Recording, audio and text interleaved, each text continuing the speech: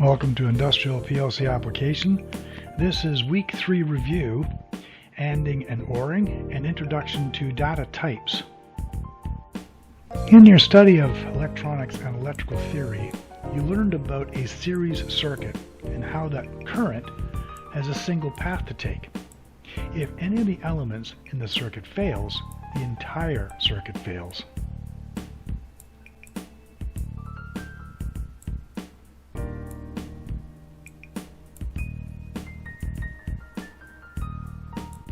If a lamp burns out on a cheap decorative light string, then the whole string goes dark.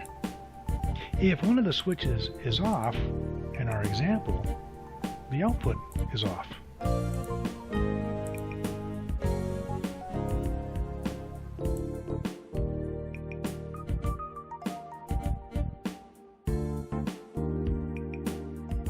PLC logic is no different in operation, other than the components are now instructions.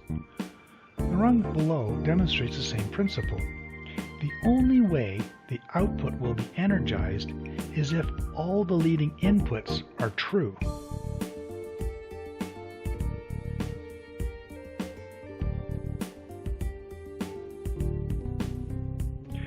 Looking at the logic below, when example.0 is true and example 1 is true and example 2 is true, then example 16 will be true or be energized.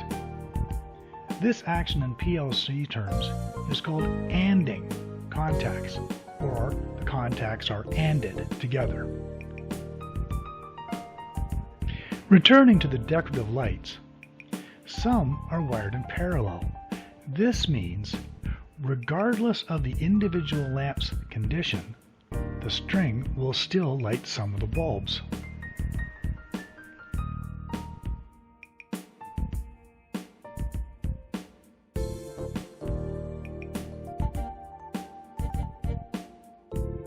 Parallel circuits allow current to flow through multiple paths to energize civil verdicts against Donald Trump. We saw it before with Democratic Congress member Jim McGovern, who was just stating a fact. Here are the cases that Donald Trump's involved in. Here's a criminal case.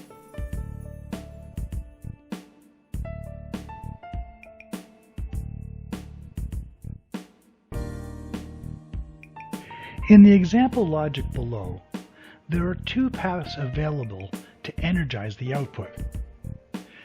Example 0 and example 1 are ANDed, and when both are true, example 16 is true. But there is a second ANDed path, example 0 and example 2. The rung could also be true if both example 1 and example 2 are true. The result of the branch gives the logic three possible solutions. Example 0 and example 1 equals example 16, or example 0 and example 2 equals example 16, or example 0 and example 1 and example 2 gives us example 16. When contacts are branched and other contacts, or just a wire with no contact, are added, it is said to be ORed. ORing can be in combination with ANDing to make very sophisticated solutions, taking in a wide variety of possible outcomes to energize an output instruction.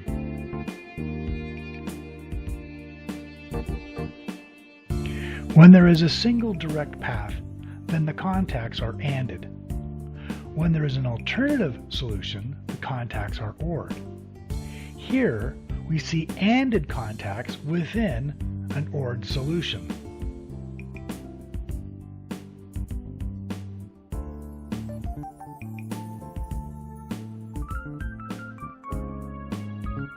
In week 2, we created a new variable and called it program step. In doing so, we created something called a dint. We also discovered that the dint was made up of 32 continuous bits or bools.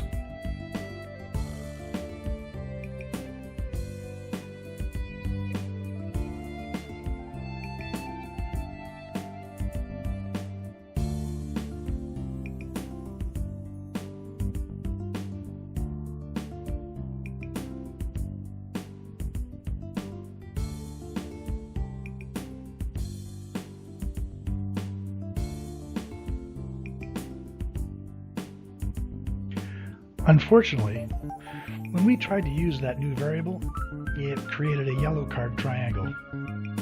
This was because we created a tractor-trailer and tried to control a single orange. When we selected a single bit of the 32 within a dent, the problem disappeared.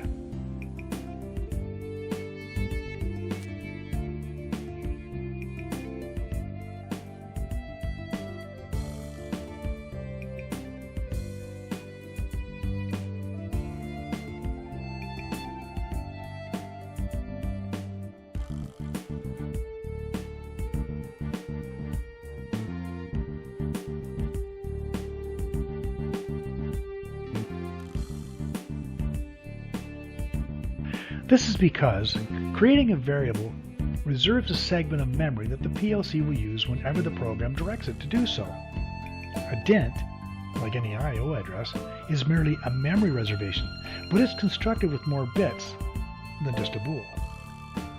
To define a data type, we would say, when a variable or instruction is created, a certain amount of memory is set aside. The construct of that variable's memory is called its data type.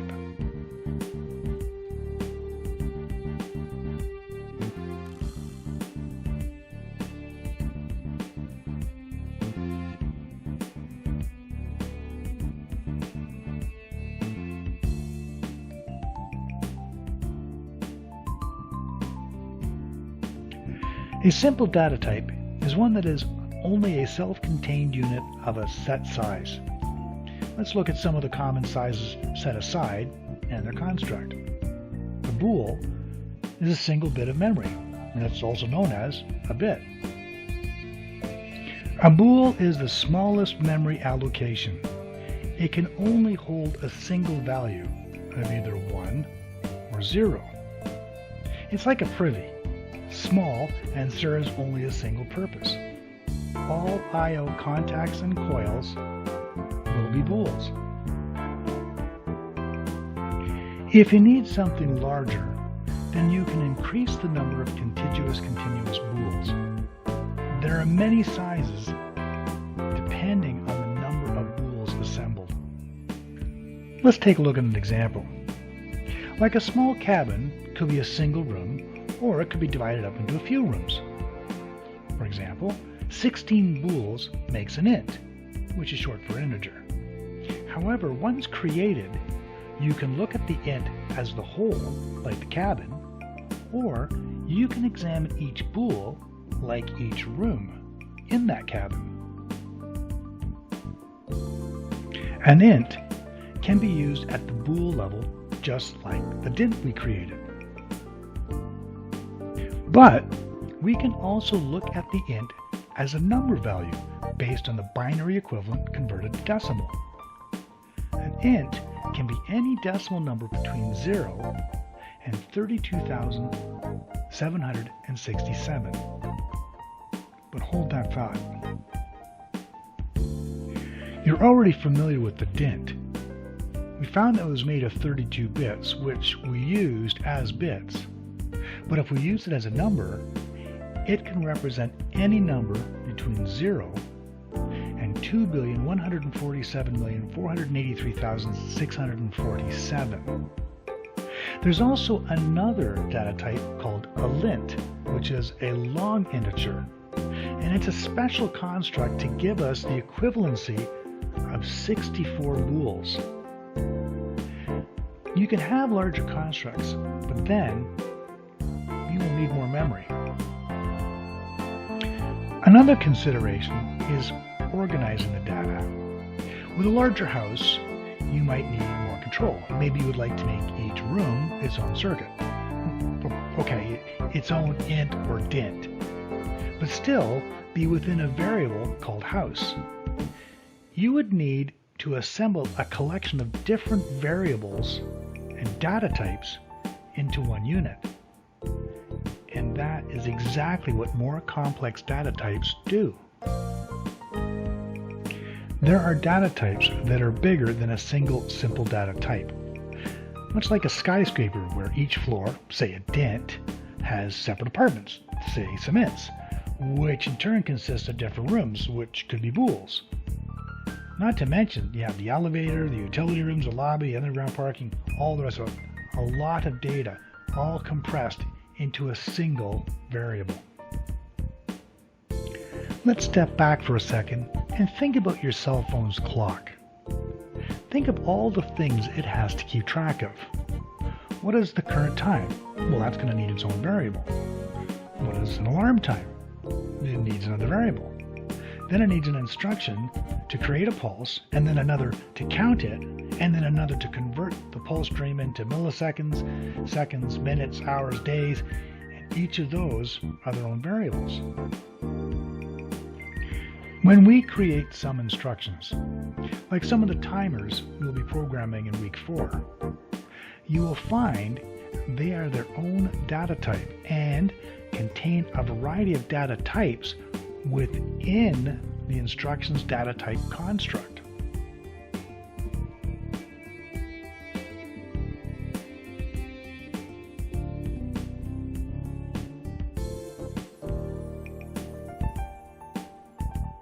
Regardless of the construct, the biggest takeaway is to examine a smaller portion of the whole. All you have to use is the delineator, the simple period. In future lessons, we will also start using small arrangements of bits to send and receive data. Now here's a weird thing. How do we show negative numbers in binary? I mean, there's no negative off or negative on. In decimal, we have the negative sign. But in binary, there's nowhere to put a negative sign. Programmers solved this problem by making the most significant bit a negating bit, or the sign bit. On integers and dints, when the most significant bit is set, the value is negative. But it's tricky. In binary, 0, 1, 1, 1, 1, 1, 1, 1, 1, 1, 1, 1, 1, 1, 1, 1 is equal to 32,767 in decimal. 1, 1, 1, 1, 1, 1, 1, 1, 1, 1, 1, 1, 1, 1, 1, 1 should equal 65,534 base 10. But instead, we get -1 decimal. Huh? Let's look at adding to unlock this confusion. Binary carries after 2 transitions, 0, then 1, and if you add 1 more, you carry the 1. So binary 0, 1 plus binary 0, 1 equals 1, 0. Therefore, if you have 1, 1, 1, 1, 1, 1, 1, 1, 1, 1, 1, 1, 1, 1, 1, 1, and you add 1, you do a lot of carries. 1 plus 1 makes 2, so you got to carry. Makes 2, got to carry, got to carry, got to carry, got to carry, got to carry, got to carry, got to carry, got to carry, got to carry, got to carry, and then you have 1. But it's only 16 bits, so that new 1 is pushed out, and you get 0. By setting the highest bit as the negating bit, the PLC or computer can continue counting up to 0. So 1, 0, 0, 0, 0, 0, 0, 0, 0, 0, 0, 0, 0 is equal to negative 32,768. Every addition to that number makes the value go more positive until it is 0. In exercise 3, you practice making simple rungs and then observe the status of the outputs. 2 things came up that needs clarification. 1, yes, outputs can be inputs, but 2, inputs cannot be outputs. In rung 5, the above output, digital output 00, is energized when the input digital input 01 is true. Rung 6 has a direct contact addressed digital output 00 that turns on an output. This is the correct application because much like the relay ancestors, they have multiple auxiliary contacts. However, the PLC cannot energize an input. It has no arms to reach around and push its own input push button. Using an input address for an output instruction will cause a build error. You are to write a program using Sealin logic to work. There is a video available on YouTube with the solution.